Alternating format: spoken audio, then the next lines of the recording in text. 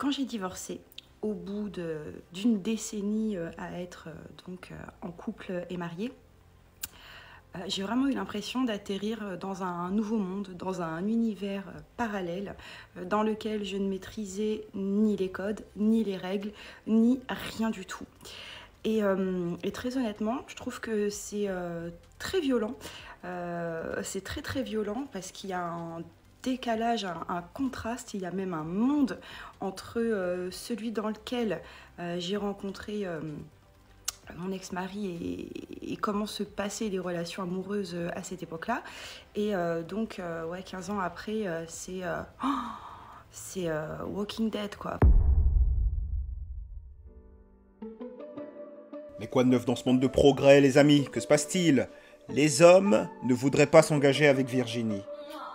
Quand j'ai divorcé, au bout d'une décennie à être en couple et mariée, j'ai vraiment eu l'impression d'atterrir dans un nouveau monde, dans un univers parallèle dans lequel je ne maîtrisais ni les codes, ni les règles, ni rien du tout. Et très honnêtement, je trouve que c'est très violent. C'est très très violent parce qu'il y a un décalage, un contraste, il y a même un monde entre celui dans lequel j'ai rencontré mon ex-mari et comment se passaient les relations amoureuses à cette époque-là. Ouais, 15 ans après, c'est Walking Dead, quoi. Vraiment, c'est Hunger Games, plus Hunger Games, vraiment. Qu'est-ce qui a le plus changé en 15 ans? Bien sûr, le monde évolue, hein. Bien sûr, il y a certains changements dans le monde. Mais qu'est-ce qui a le plus changé en 15 ans? C'est elle. C'est toi qui as pris 15 ans de plus, malgré tout ce que les grands médias te racontent. Ta valeur sur le marché de la rencontre et plus exactement sur le marché de l'engagement a changé.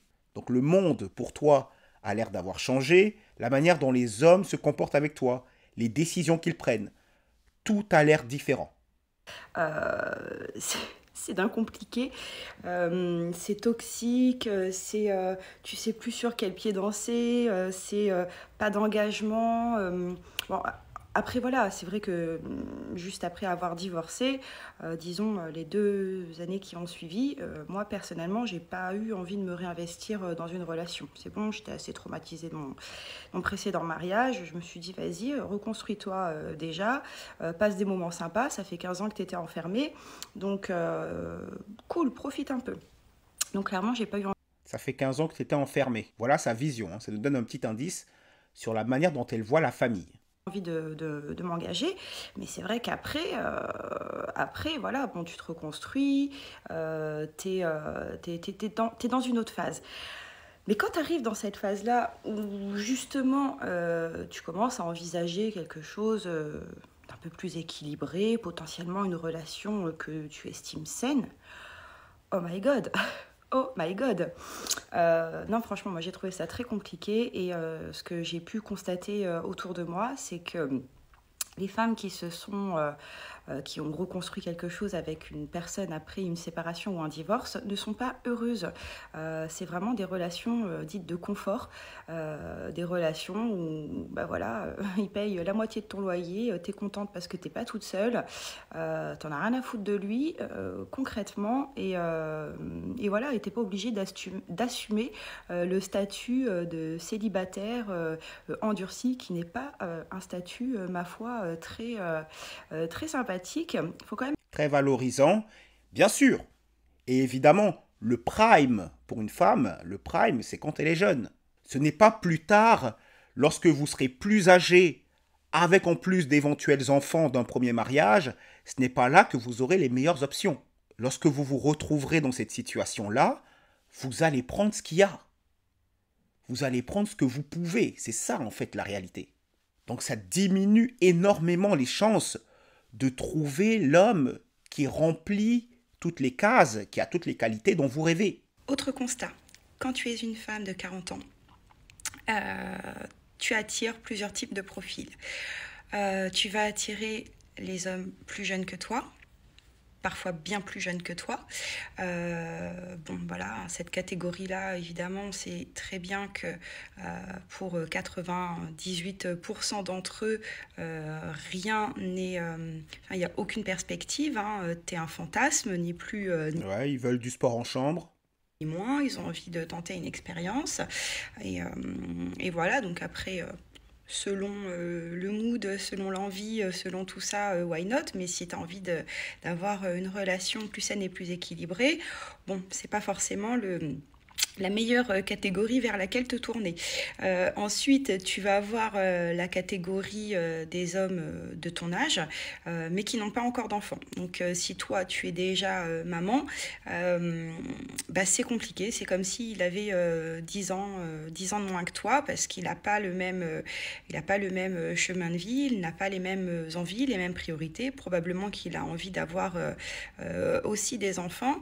Il veut surtout ses propres enfants, hein. Les hommes, c'est surtout leurs propres enfants qu'ils veulent. Ils n'aiment pas avoir à s'occuper des enfants des autres. Toi, peut-être t'es plus disposé ou t'as pas envie de remettre les couverts vu que tu en as déjà et que tu es déjà en train de galérer. En plus, tu as déjà 40 ans, ou plus. Donc, pas sûr que tu puisses même en avoir encore.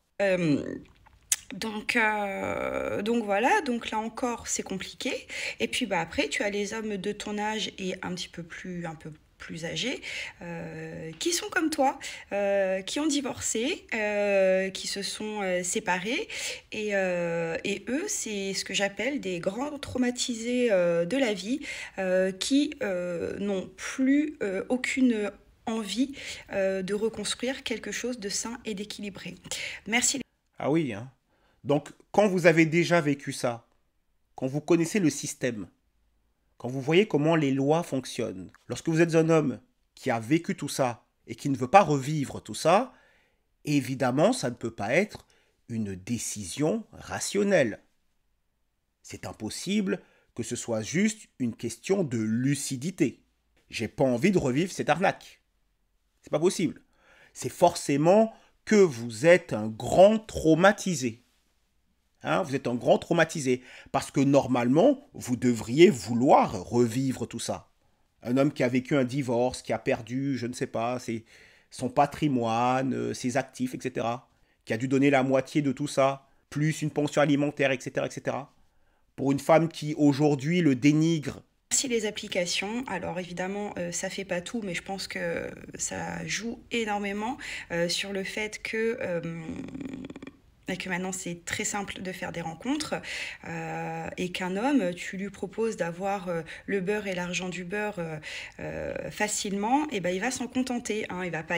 Ah, le beurre et l'argent du beurre. Ça veut dire qu'elle comprend que lorsqu'elle donne du sport en chambre à un homme et qu'il ne donne pas d'engagement en retour, il a le beurre et l'argent du beurre. Donc lorsqu'elle dit ça, elle semble avoir compris le côté transactionnel de la chose. Aller chercher plus loin. Pour la petite histoire, je me rappelle d'un mec que j'avais rencontré sur une appli qui était dans cette catégorie-là. Et en fait, bon voilà, je me suis pas pris la tête au départ, on s'entendait bien, bon feeling, etc. etc. Et voilà, on se demandait forcément de se rendre des comptes, etc. Même si dans ma tête, bon, j'imaginais pas que c'était à ce point-là. Mais en gros, ce mec-là, il fréquentait plusieurs nanas sur la durée. Donc, c'est-à-dire que tu en avais une le lundi, une le mercredi, une le vendredi, et ça tournait. Mais enfin, c'était tout le temps les mêmes. Et... Donc ça vous dit vers quel homme elle va. Un homme qui a de quoi mettre en place une rotation, un roster. C'est-à-dire, il a une femme différentes pour chaque jour. Vous voyez? Des hommes qui vivent dans une certaine profusion, une certaine abondance au niveau des femmes. Donc ça vous dit bien vers quel homme elle va. Elle va vers des hommes qui ont une très haute valeur sur le marché de la rencontre. Quand je dis une très haute valeur, je ne parle pas au niveau moral. Ce n'est pas la question. Je parle au niveau de ceux qui attirent le plus les femmes. Et genre, elles avaient une journée d'attribués, quoi. Et quand je me suis rendu compte de la supercherie, forcément, bon, j'ai mis le haut là tout de suite. J'ai dit, écoute, moi, je suis pas un jour, quoi. Enfin, tu vois. Je suis pas un numéro. Et voilà. Et vraiment, ils sont dans un fonctionnement qui est très... très superficiel, très... L'objectif naturel des hommes, c'est le sport en chambre. Ce n'est pas l'engagement. L'engagement est l'objectif naturel des femmes. Donc l'homme à qui elle a affaire, c'est juste un homme qui peut se permettre. Il a un harem parce qu'il peut se le permettre. Voilà, et moi je suis vraiment dans une phase où je me dis, bah, abandonne quoi, franchement, abandonne, à quoi bon donner de l'énergie enfin, dans ce type de relation. Vous pensez qu'il n'y a pas d'homme pour elle? Vous pensez qu'il n'y a pas d'homme qui donnerait une relation sérieuse à cette femme? Il y en a plein. C'est juste que ces hommes-là, encore une fois, ne l'intéressent pas. L'homme qui l'intéresse n'est pas intéressé par elle. Vraiment, et je pense qu'on est toutes concernées parce que j'ai des amis qui ont la quarantaine comme moi et qui rencontrent exactement le même type d'homme. Donc, Absolument. Beaucoup de femmes ont le même souci parce qu'elles réfléchissent de la même manière. bon, je veux dire, je l'ai pas inventé et je trouve ça bien de pouvoir en parler et qu'on puisse se dire entre nous, là, les quarantenaires, les femmes, non, t'es pas seule, t'es pas seule, c'est la galère pour tout le monde. C'est Là, vous n'êtes pas du tout toute seule, hein. Aujourd'hui, c'est très courant. Moi, les filles, je sais pourquoi on ne trouve pas d'hommes capables, d'hommes bien sur les applications de rencontres. Je vous ai fait des statistiques sur un échantillon de 100 profils. Alors, je vais le faire en plusieurs parties parce que je vais étayer un petit peu à chaque fois mes propos, si vous le voulez bien. Je pense que ça peut être intéressant. Voilà, donc sur 100 hommes, on va prendre la première partie. Donc, on en a 61 qui sont dans une recherche unique de « on verra ». Donc pour moi, le statut « on verra », ce qu'il signifie réellement, on verra, c'est des hommes hyper lâches et hyper qui essaient d'être subtils, en fait, qui ne veulent rien te promettre. Voilà. Rien que là, vous vous rendez compte qu'elle n'a aucune notion de la dynamique sociale. Elle est au niveau zéro de la compréhension de la dynamique sociale. Un homme normal, il ne te dira pas au début « je veux m'engager ». Un homme normal, s'il est sincère avec toi, il ne sait pas au début s'il va s'engager avec toi ou pas. Tout ce qu'il sait, c'est qu'il te trouve jolie. Il saura s'il va s'engager sérieusement avec toi lorsqu'il va apprendre à te connaître. Donc en vérité, les hommes, dans la réalité, au début, c'est on verra. C'est exactement ça, c'est on verra. Là, je sais que j'ai envie d'avoir des rapports intimes avec toi. C'est tout ce que je sais. On verra si y aura plus que ça. C'est comme ça qu'un homme fonctionne en fait. L'engagement, encore une fois, n'est pas son objectif naturel. C'est pas en lui. Il ne cherche pas l'engagement comme les femmes. L'engagement, c'est quelque chose qu'il consent à donner. Lorsqu'un homme séduit une femme, il convainc cette femme que c'est une bonne chose pour elle que de coucher avec lui. Et ensuite, c'est elle qui convainc l'homme que c'est une bonne chose pour lui que de s'engager avec elle. C'est comme ça que ça se passe. Et donc, le on verra, c'est la réalité. Voilà, donc ils veulent juste voir ce qu'ils peuvent obtenir gratuitement avec toi et sans effort. Et voilà, et si toi tu espérais avoir une relation sérieuse, ils pourront donc te dire qu'ils ne t'ont rien promis et donc s'évaporer dans la nature comme si de rien n'était, sans devoir rendre de compte et sans que tu puisses faire la moindre réclamation. Donc, exactement, sauf pour le mot gratuitement. Un homme, c'est pas gratuit. Un homme, il a dû faire ce qu'il faut pour pouvoir te séduire. Ce n'est pas gratuit. C'est juste que toi, tu sous-estimes ce que les hommes font pour pouvoir séduire les femmes. Un homme qui t'a séduit, c'est qu'il a fait le boulot. donc on est dans une lâcheté absolue. Voilà, pour moi, ça c'est le statut on verra, c'est ce qu'il signifie. Donc elle veut que les hommes lui promettent des choses. Et c'est pour ça que beaucoup de femmes, dans son cas, hein, elles auront un gros problème parce qu'il y a des hommes qui vont te promettre des choses. Et ils ne vont absolument pas tenir leurs promesses. Peut-être que c'est ça que tu recherches. Des hommes qui vont te faire des promesses qu'ils ne vont pas tenir. Donc sur ces 61, on verra. Tu as 48 vilains, voilà, je suis désolée, mais je vais être cash pour moi. 48 vilains, voilà, des hommes qui donnent pas envie d'aller prendre un café avec eux, clairement. Ils sont pas assez beaux pour elle. Voilà, t'en as 12 passables, mais qui ont des bios sexistes ou misogynes ou complètement inintéressantes. Alors ça aurait été intéressant qu'elle nous montre les bios sexistes. Ce serait intéressant. Souvent les féministes, ce qu'elles vont faire, lorsqu'un homme va présenter ce qu'il recherche chez une femme, elles vont délégitimer ce que l'homme veut. C'est-à-dire comme si c'était elles qui devaient décider de ce qu'un homme devrait vouloir ou pas. Je vois rien qu'à la bio qu'en fait ils ont un QI, un QI inférieur à la moyenne, clairement. Et franchement, ça non plus, ça me donne pas envie d'aller prendre un café avec eux. Ensuite, nous avons donc 9 relations sérieuses sur 100. Donc qui ont mis uniquement relations sérieuses. Sur ces 9...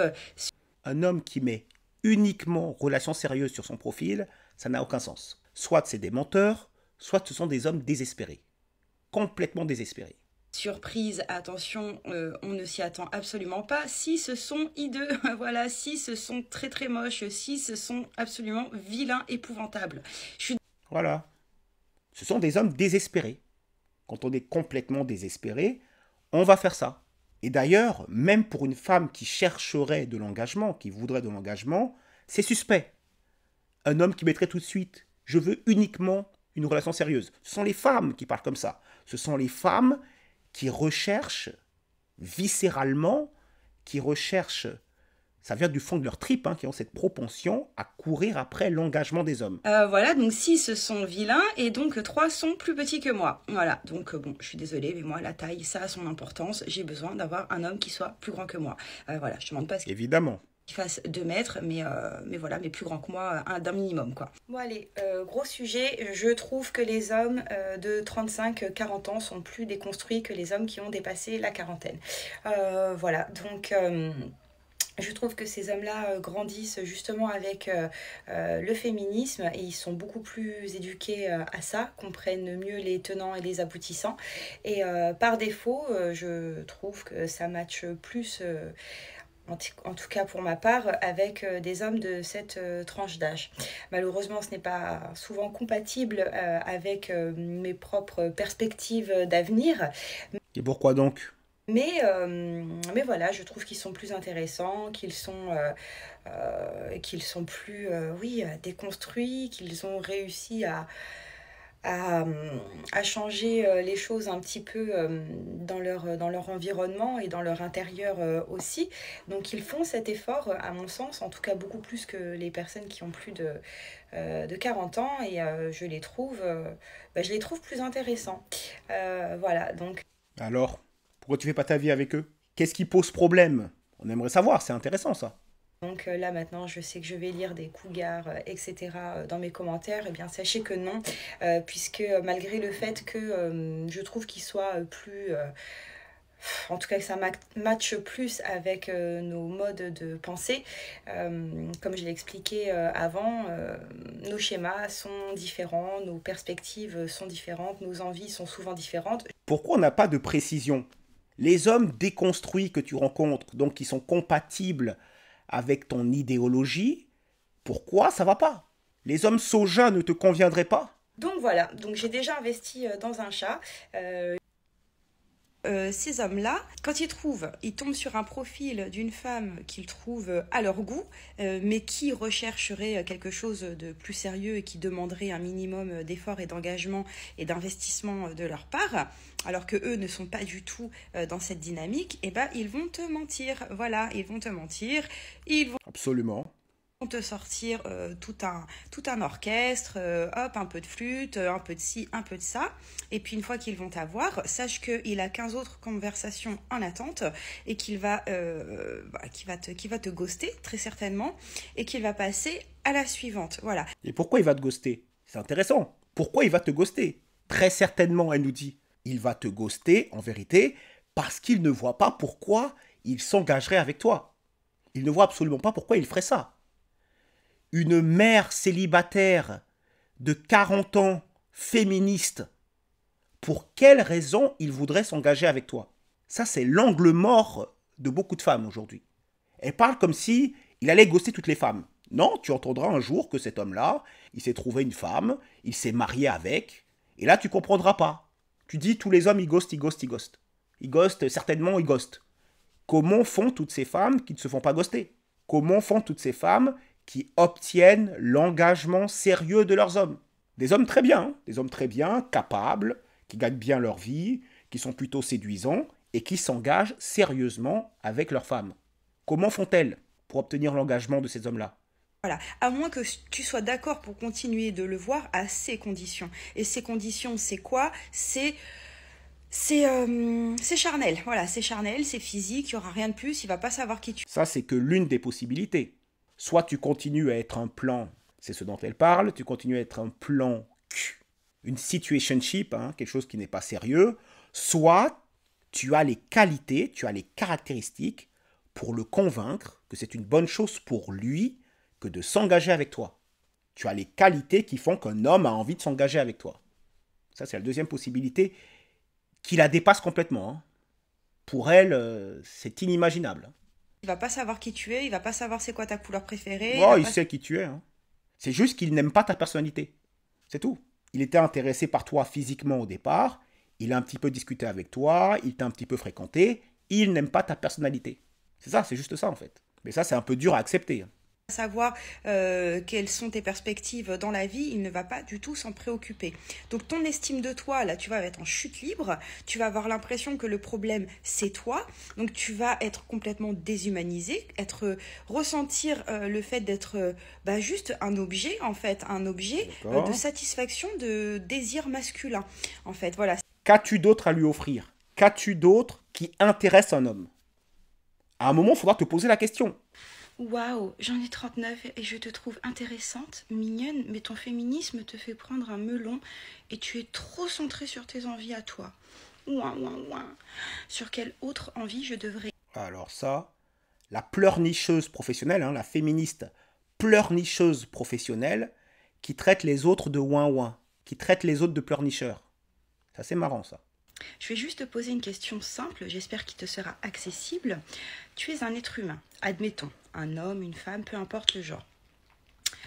Est-ce qu'une autre personne que toi pourrait définir ou prioriser tes envies? Est-ce que tu trouves que ce serait quelque chose de sain et de bon qu'une autre personne puisse, à ta place, déterminer quelles sont tes envies? C'est pas du tout ça qu'il a dit, hein. Il lui a dit, tu es trop centré sur tes envies à toi. Le féminisme te rend égoïste, c'est ça qu'il est en train de dire. Ça veut dire que dans la famille, il n'y a pas que tes envies à toi. Il y aura tes envies à toi, il y aura les envies de ton mari, il y aura même les envies de tes enfants. Et même un homme ne prend pas en compte que ses envies à lui. Il compose avec ses envies à lui, les envies de sa femme, les envies de ses enfants.